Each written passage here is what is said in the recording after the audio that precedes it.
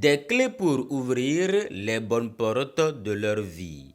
À cœur ouvert, Maître Tierno Oloritogbe a partagé avec les jeunes ses expériences et stratégies de réussite. J'étais souvent celui qui était optimiste en me disant c'est bon, on y va, on fait. D'ailleurs, j'ai toujours été délégué de classe. Je suis monsieur le délégué. Et en école de commerce, j'étais président du bureau des étudiants de Grenoble, école de management. Le premier président noir, ou en tout cas d'origine africaine. Non.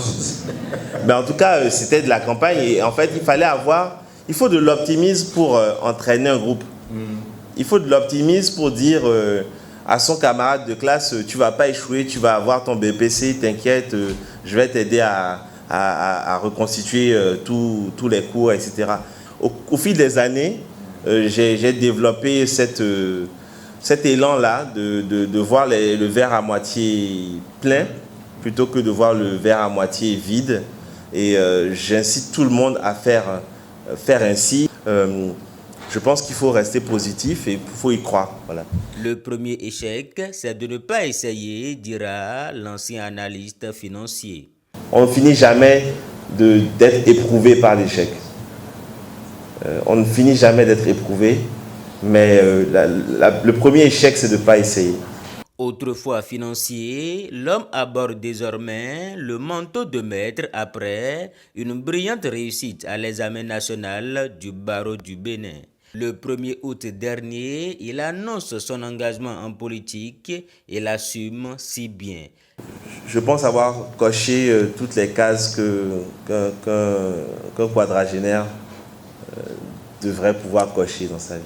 Si dans son cocon familial, on arrive à bien gérer et à être respecté par son épouse et ses enfants pour ce qu'on fait au quotidien, et qu'on est un homme dans la cité, qu'on est avocat, qu'on est financier, qu'on a ce parcours, ne pas s'engager en politique, ce serait l'échec de l'élite. Après cette volonté de m'engager en politique, plusieurs personnes proches et moins proches sont venues vers moi en me disant « Écoute, Tierno, ce que tu viens de dire là, ça nous a étonnés, mais ça nous a intéressés en même temps.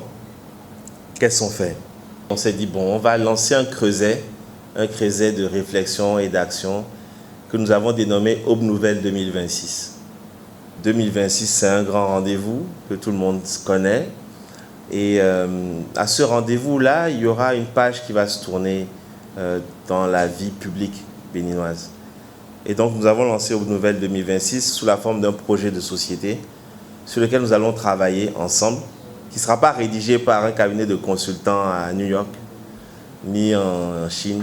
Ce sera fait par nous et pour nous. J'ai trouvé une meilleure gouvernance en République du Bénin. Si quelqu'un dit autrement, c'est qu'il ne se souvient pas d'un certain nombre de difficultés que nous avions avec les forces de police, que nous avions quand nous rentrions dans les administrations publiques. Si j'ai accepté de prendre des charges, et ça c'est un avis vraiment personnel et je l'assume, j'ai accepté de prendre des charges, c'est parce que je trouve que on dit qu'au fruit, on reconnaîtra l'arbre. Il y a du bon. Mais en même temps qu'il y a du bon, tant qu'il y a à faire, c'est que rien n'est fait. C'était l'occasion pour lui de lever un coin de voile sur sa prochaine initiative sociale dénommée le Tour du Bénin en 80 jours. Ce Tour du Bénin en 80 jours consistera à visiter les écoles qu'on a soutenues à travers une action sociale, les visiter pour voir leurs besoins au-delà du secteur de l'éducation, qui est le secteur qui nous tient à cœur en priorité. On veut aller au-delà de ça, connaître un peu leurs besoins sur le plan des infrastructures, la vie au quotidien. Et nous aurons besoin d'avoir des participants, de la main-d'œuvre, des ressources humaines pour parcourir le pays et pouvoir rentrer dans les différentes localités pour pouvoir soutenir cette action et voir comment on peut aller plus loin dans notre engagement auprès de la cité. Bon, une fois que c'est la décision du sieur, du côté politique, on va juste l'aider, le pousser à faire ce qu'il peut, ce qu'il veut. Je pense que c'est une très belle vision Et déjà, j'invite tout le monde, ou ceux qui n'ont pas pu assister à cette conférence, à mettre déjà la main dans la même sauce avec cet homme qui est venu nous aider. Donc je pense que déjà, il a une vision d'aimer la jeunesse. Ouais. Donc je suis apte de tous les propos qui viendront de sa bouche. Les participants repartent satisfaits avec la volonté inconditionnelle de faire la marche avec le désormais homme politique. Souriez, vous êtes crispé.